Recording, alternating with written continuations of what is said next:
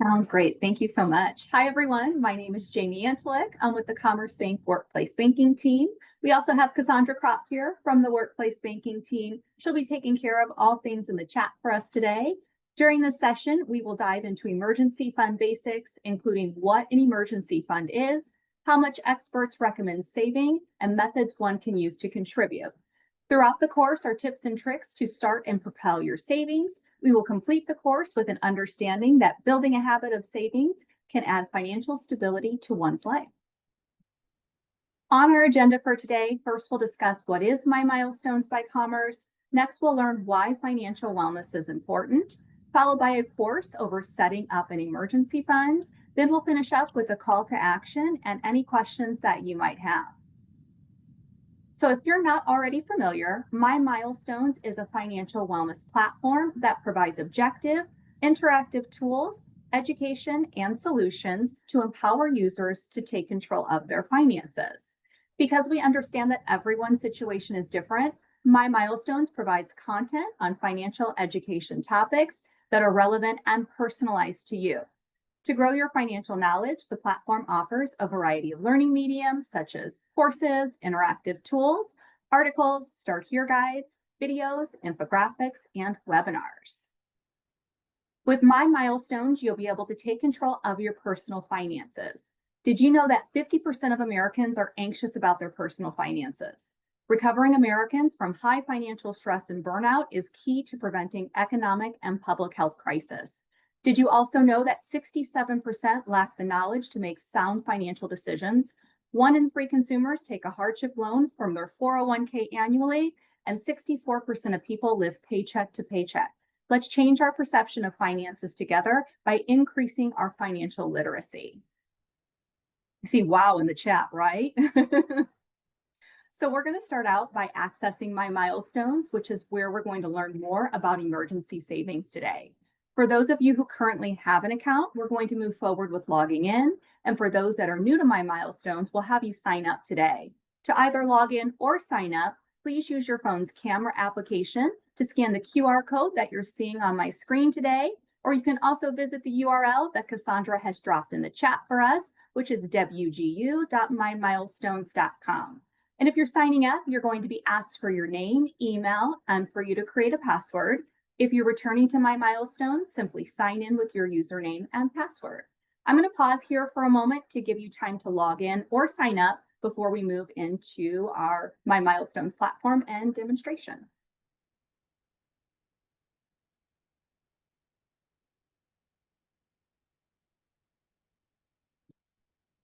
You got it?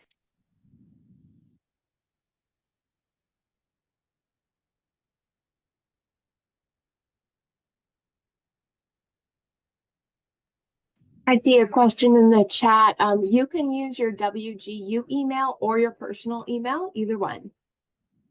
Thanks, Cassandra.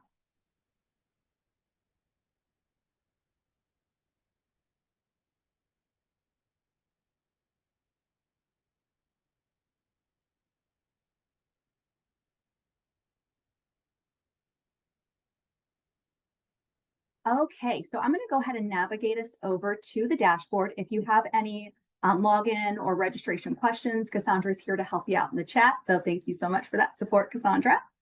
So I'm navigating us over to the My Milestones dashboard, and my dashboard might look a little bit different than yours, and that's completely okay because My Milestones customizes information on how you interact with it. So if you're a new user to My Milestones, you're going to notice color tiles recommending 4 different actions like you're seeing on my screen today. First up will be right underneath your next priority, a welcome message we encourage you to take a look at and read through. Then there's a purple Get Recommendations tab. This is where you're going to find something called the Financial Wellness Checkup. It does take about 5 minutes to complete, but it's really important because it's how My Milestones learns to deliver your personalized recommendations. Next up is the green tab for discovering your money personality. This is a really quick and fun way to learn what your money habits say about you. And it also gets behind the psychology of how your brain ticks when it comes to how you think about money and finances. Then we have the red tab here for setting your street goals. This allows the platform to learn how often you would like to engage with it. You can choose between monthly, weekly, or daily interactions, and then experience points can be earned by interacting with the platform. Those points can be used toward the monthly Sprout sweepstakes, or you can win from a $1,000 prize pool. So this is not only a great way to gamify your My Milestones experience, but it's also an excellent way to win some free money. For all the sweepstakes information, you just have to navigate over to the left side of the screen. It can be found underneath the Garden tab, and then you'll see a Sweepstakes tab. So just again, select there to learn more about the sweepstakes that we have going on. And last but not least here, let's take a look at the Commerce Bank Solutions tab here. And this is a great resource that can be used to connect with Commerce team members for support. So if you need a financial advisor or possibly a banker, all you have to do is click on the Email Commerce tab, or there's also a customer care phone number available as well. Now, I know we're discussing emergency savings today, so we're going to head up to the top of the page to the search icon, and we're going to be searching or looking for the course Setting Up an Emergency Fund. So once again, we're going to the top of the page, selecting that magnifying glass, and we're going to type in the course Setting Up an Emergency Fund. I am going to keep it simple here today and just type in emergency fund. And when you do that, we're going to focus on the first course that you're seeing here, and that is going to be the Setting Up an Emergency Fund course. So this is going to give us more information about the course. It's going to tell us what we're going to learn during the course, and it also provides a great course overview for you. Now, prior to our time together, I did complete something called the pre-course setup, which captures your baseline knowledge of information. So we can go ahead and move right into the course today. And there are going to be some quiz questions that I might ask for your help with. And some of the questions I'll answer in example form. But as you go through and you take this course, we encourage you to answer the questions and everything involved to your specific situation. So we're going to go ahead and get started here.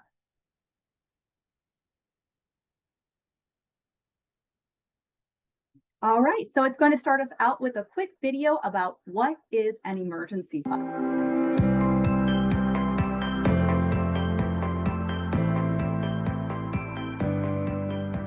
Saving money is an important financial habit. Building an emergency fund is a valuable way to get into the habit while also giving yourself some extra financial security. An emergency fund is an account where you set money aside to cover unexpected expenses. If you're just starting out, a healthy emergency fund might contain $500 to $1,000, though that amount may differ depending on your unique situation. Later on, experts recommend saving up enough to cover at least 3 to 6 months of your expenses. Having a fully stocked emergency fund is so important because you never know what's coming next in life.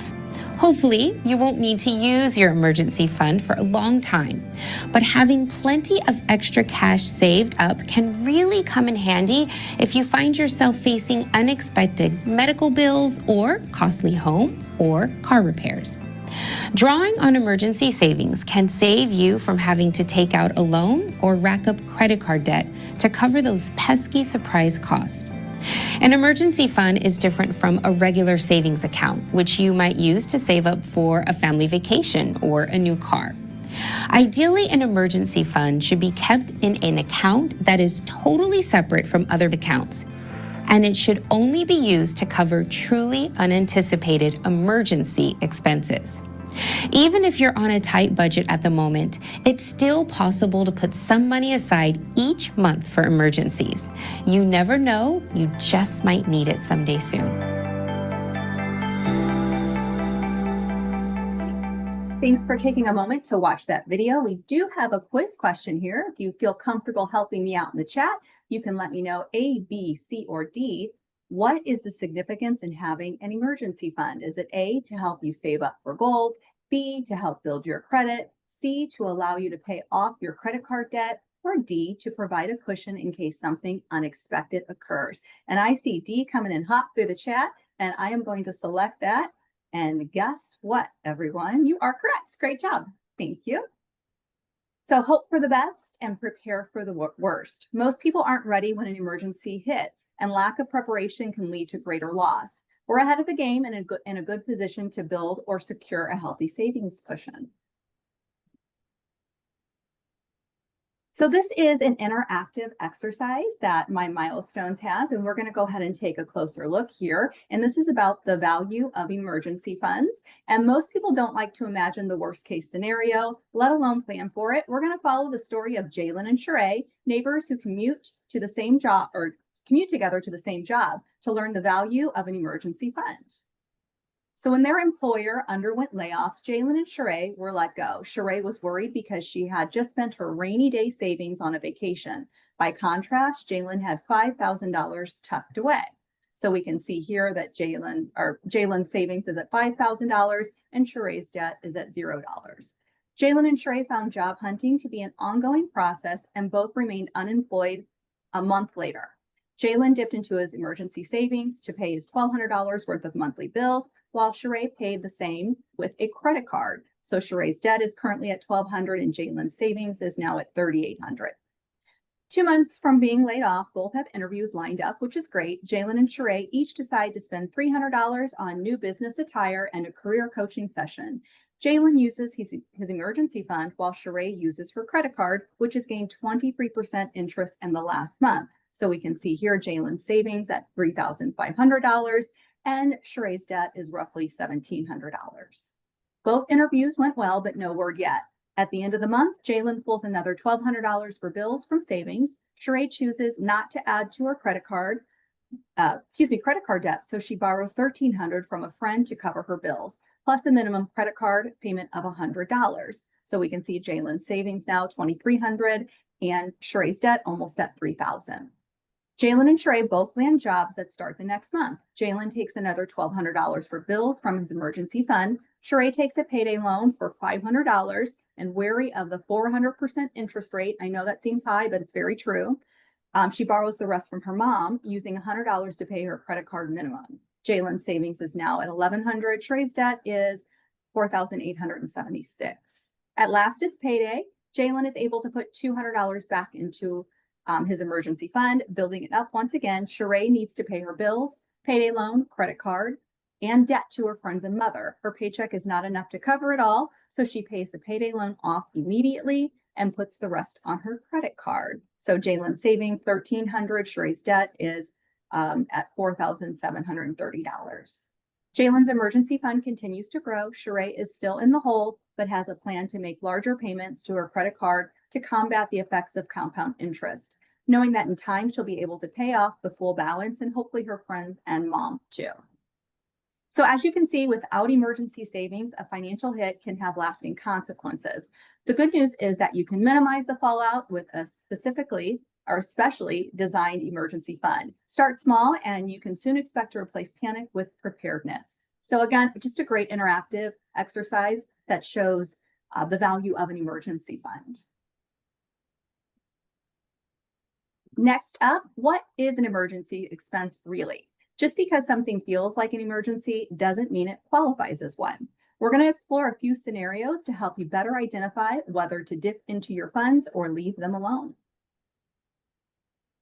This is a great infographic that depicts emergencies versus non-emergencies. So we're going to go through a few of these. And you can see here the first one up is medical emergencies, and this would be necessary medical procedures, emergency room visits, unplanned doctor visits, life-threatening unexpected medical situations versus a medical non-emergency being cosmetic surgeries. You'll have to put that facelift on hold, right? Elective procedures, and then routine doctor visits. Next up, home emergencies would be major home repairs, unexpected pest infestations, or weather-related damages. And home non-emergencies would be exterior improvements, furniture or decoration upgrades, routine home payment or maintenance. And for emergencies under the auto category would be any major or unexpected car repairs. Non-emergencies would be cosmetic improvements, audio system upgrades, routine car maintenance, which would be oil changes, gas, and tire rotations. And a travel emergency would be time-sensitive, unexpected travel, or if you're traveling for a friend or family member's emergency, hospitalization, or funeral. And a non-emergency would be vacations, flight deals, or planned friend or family events, weddings, birthdays, etc. So I got a great infographic that just depicts for us emergencies versus non-emergencies. We do have a quiz question here if you want to help me out in the chat again. This is true or false this time. Elective medical procedures are not considered emergency expenses. Do you feel like that's true or false? So I see a couple of different answers in the chat here, and we are going to say true today, and that is correct. There is a poll question here, so I just encourage you to choose for yourself, and you don't have to share it, which one best resonates for you, but how much money, if any, do you have set aside for a rainy day? The options are, we don't have anything saved at all, 1,000 or less, 1,000 to 5,000, 5 to 10,000, or more than 10,000. And for our example, I am just going to answer at 1,000 or less. And this is going to show us how we've stacked up against others who have taken the same poll question inside of the course. And you can see 27% of people said $1,000 or less like I did today. Then you can see 24% said that they don't have anything saved. 23% is 1,000 to 5,000.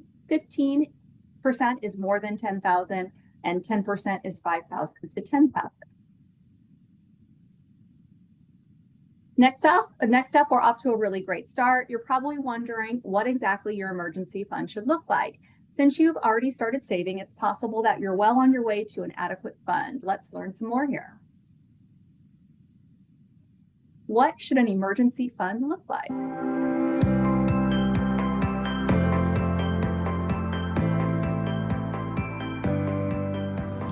There's no one right way to build an emergency fund. Instead, it's best to figure out what makes the most sense for you and your unique financial situation. When you're beginning to save, you'll want to start small so it doesn't feel like an enormous task, and hopefully, over time, your contributions will begin to grow. You can start by setting a small goal, such as a few dollars per week, to get you into the habit of saving. Once you've got some momentum, make it a goal to have a few $100s saved.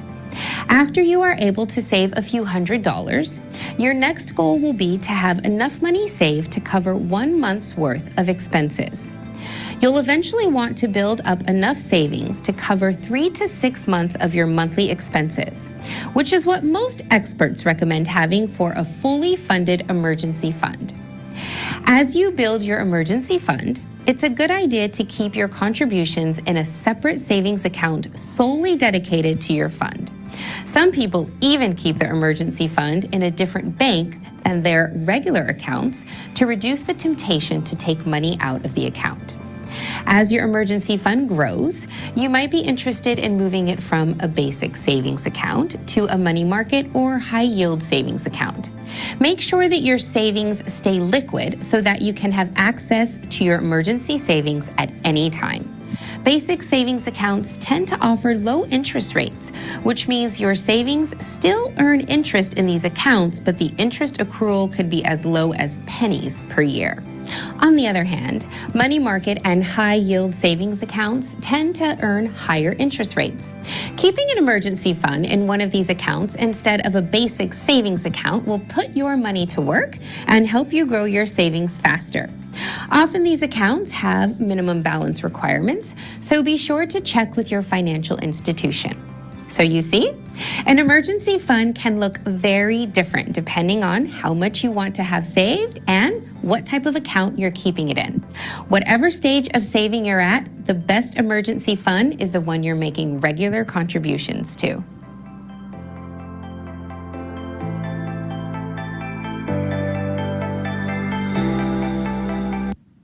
All right, next up, another quiz question if you want to help me out in the chat. According to most financial experts, how much should you strive to have saved up in your emergency fund? A, at least $1,000. B, enough to cover 3 to 6 months expenses. C, at least $500. Or D, enough to cover 1 month expenses. I see a B's coming through the chat. Great job, everyone. I'm going to go with that one too. And that is correct. So every little bit adds up. There are many ways to contribute to an emergency fund, including the possibility of incorporating your employer. Consider trying out some of these methods to keep growing your savings consistently. So, a video about how to contribute to an emergency fund.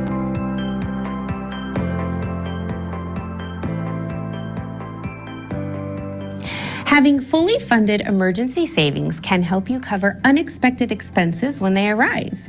But how do you get from opening an emergency savings account to having a few months of expenses saved up? Sticking to a plan and using smart savings strategies can take you from having zero savings to having a healthy fund for a rainy day. Making a savings plan and sticking to it will ensure that you reach your goal of a fully funded emergency savings account. What your savings plan will look like is entirely up to you and your unique situation. Perhaps you decide to save a set amount each month. Or, if your income is variable, you might save a set percentage of your take-home monthly pay. You could also add the contributions to your emergency fund to your monthly budget. Either way, commit to making regular deposits in your emergency fund, and you'll be amazed by how quickly it can grow. To make saving easy, you might also look into ways to save automatically. For example, check to see if they offer any services that can help you save.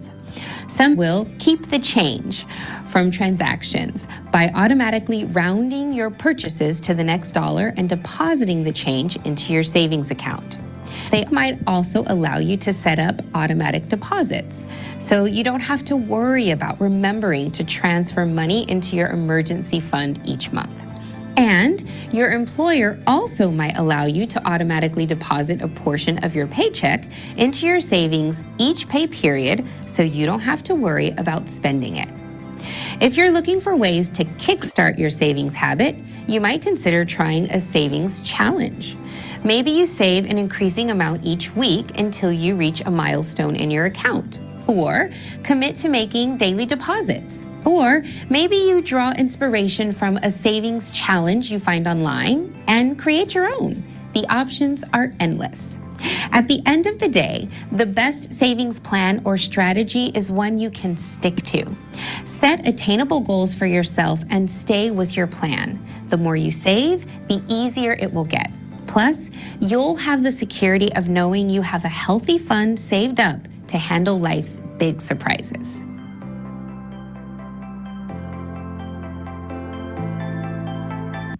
All right, next up, another quiz question. If you want to, again, help me in the chat, which of the following is an effective way to contribute to an emergency fund? A, making regular monthly or weekly deposits. B, setting up automatic deposits. C, doing a savings challenge. Or D, all of the above. And you guys are coming in hot here, and I see D, all of the above. I'm going to go ahead and go with it. Great job. Thanks for helping me out again. Are you prepared for an emergency? Don't worry. We've got a calculator that can help you calculate your emergency fund savings goal for you.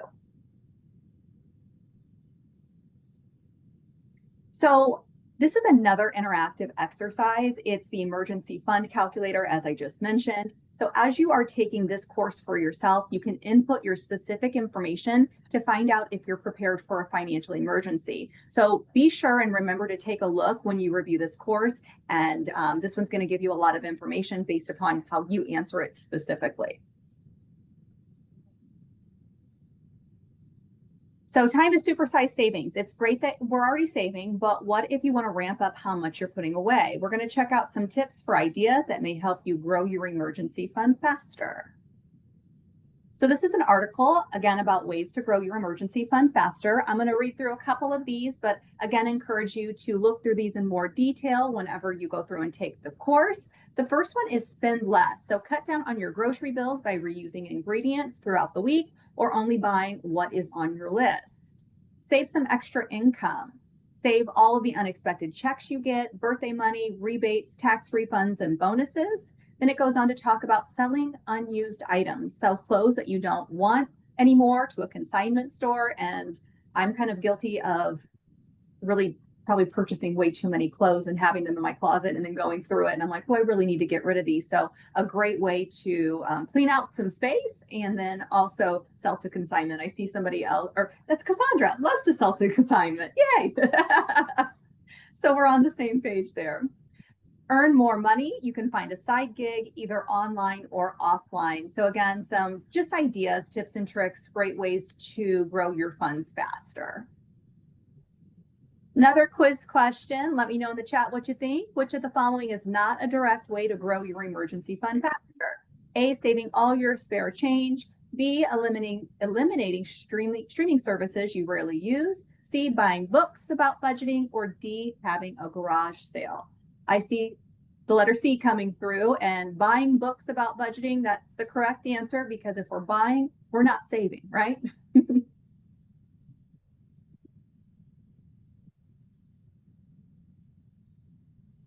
So we're almost done here. You might already have a savings habit, but you can always strengthen your smart saver muscles. Building a habit of saving will serve you well through many phases of your life to come, and here's how. A video about building a habit of saving.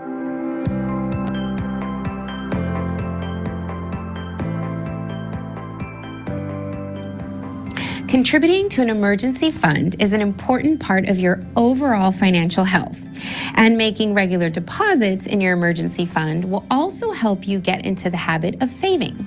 This habit can help you reach many other important financial goals as you go through life. Having a fully funded emergency fund will help you have a more stable financial situation. Instead of going into debt when emergency expenses arise, you can draw on your fund to cover them. Once you're happy with how much you have saved in your emergency fund, the lessons you've learned while building your fund will help you continue to save towards other goals. Whether you want to save up for a new car, a vacation, or even retirement, your new savings habit will help you reach your goals. Besides helping you with unexpected expenses that come your way, it can also help you set aside money to enjoy the things that are really important to you in life. So you see, setting aside money for saving isn't about depriving yourself. Instead, saving should support your ability to live life to the fullest without living outside your means. And by contributing to an emergency fund, you're giving yourself the peace of mind and financial security to do just that.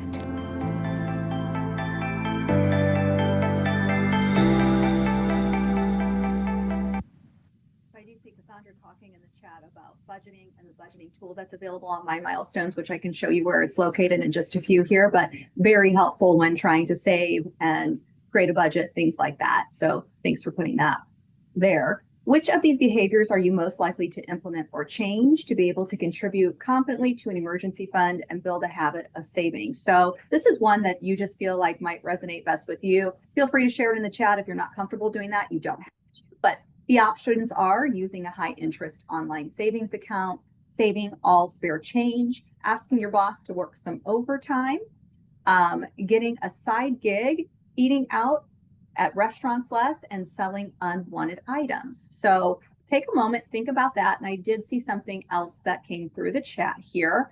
And it says, so focusing on the emergency fund first instead of both emergency and savings fund should be the way to go. Sandra, can you help me out with this question a little bit? Yeah, it's all going to kind of depend on your priorities. If you have like a short-term savings goal that maybe is more obtainable, it's okay to maybe work on both of them at the same time. But if you're at a point where an emergency might kind of be financially devastating, an emergency fund might want to take full priority, and a savings might want to come after you have that 3 to 6 months of expenses saved. There's also a really good course on here, I'll find it for you all, called Prioritizing Your Financial Goals that might be helpful.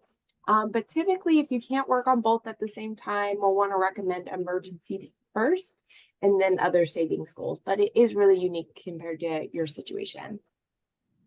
Perfect. Thank you so much. I appreciate that. In the chat. Yeah, sorry, Jamie. Yeah, the content below too, high interest accounts and auto roundup are great. I love auto roundup. I just discovered that.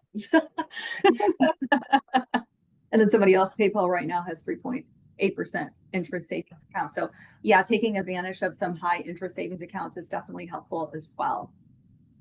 Let's go ahead and choose the use high interest online savings accounts here and then move us on. So now that we've learned more about contributing to an emergency fund and why it's important, how are you feeling about building a habit of saving? So in my pre-course setup, which I took before we spent our time together today, it was asking me the same question about how I was feeling about emergency fund savings. And I said that I wasn't feeling so confident. But now after finishing the course, I'm going to say I'm feeling a lot more confident about the information. And what it's going to do now, since we've completed the course, it's going to give us some next step action items. And I'm going to choose the action plan just to give you an idea of what this looks like here.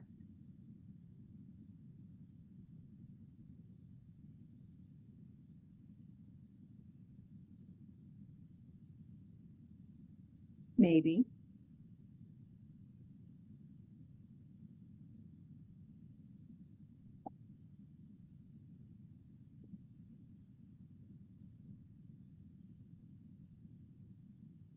Apologies for the delay. There it goes. Or it skipped us back to the beginning, and that's okay. So it's going to give you a personalized action plan that's going to give you some next step action items that we always encourage you to take a look at and read through. So mine's probably going to look a little bit different than what yours would look like too. So no big deal that we don't have it on our screen for us today. Just remember that it's there for you whenever you go through and you take your course. So I know that we've already had some good questions that were coming through the chat here, which is wonderful. And I've also given you a lot of information to process. So before I head back to our main presentation to wrap us up, I do want to pause for a moment to see if there are any more questions that you might have. So feel free to add questions in the chat or come off of mute, and we are happy to help.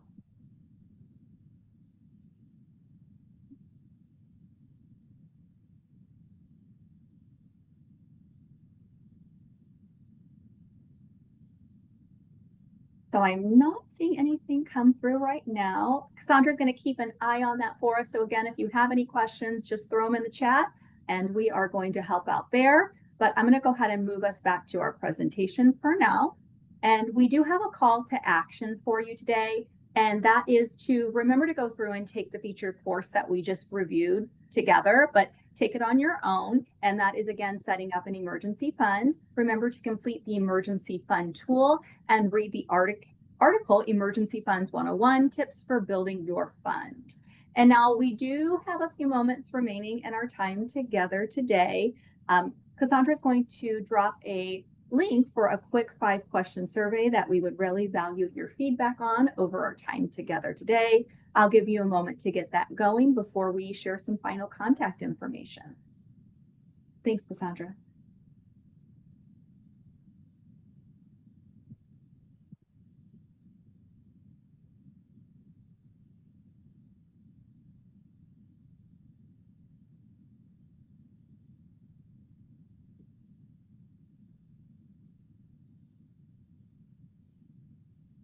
All right, so as we're concluding our time together, again, contact information for you. If you need assistance with the platform, we're happy to accommodate. Feel free to reach out with any questions that you do have along the way. But we thank you so much for your time today. We hope you enjoy all that My Milestones has to offer, and we hope you have a great rest of your day. Thank you so much, Jamie. We'll give it a minute here just to see if any questions come through. And if you do think of one later on, you can always email us and we'll make sure to pass that on. Or Jamie's contact is on there, so feel free to email her as well. And then just a couple of quick reminders. We do host these financial workshops with our friends at Commerce Bank, usually on a monthly basis. So you can always find those on Handshake. We'll make sure to get all of those loaded there in Handshake for you. And then as mentioned, this was recorded. So we'll make sure to send that recording out along with the surveys. And your feedback continues to help us bring great events like this to the WGU community. I don't see any other questions come through. Oh, we have one here. So if I have credit card debt, but also have rainy day savings, would it be a good idea to hold off on paying off the debt? Yeah, I can answer that. So in that situation, again, if I would want to look at your whole financial picture, but just based off of what that says, I would say it might make more sense to pay your credit card debt off first because savings is free. Debt is not free. So you'll have to pay interest on your credit card debt, so you'll probably want to prioritize that more when it comes to what to do with your extra income. Thank you, Cassandra. Awesome. All right. Well, no other questions at this moment. So I'll go ahead and wrap up today's session. And of course, we want to extend a big WGU thank you to our Commerce Bank friends. Jamie, thank you so much for sharing such practical and actionable insights on building and maintaining emergency funds. And Cassandra, thank you so much for keeping us engaged in the chat. We truly appreciate your time that you've taken to help guide the WGU community. And of course, thank you to all of our attendees for joining us today and for all of the engagement and thoughtful questions. We hope everyone has a great rest of their day.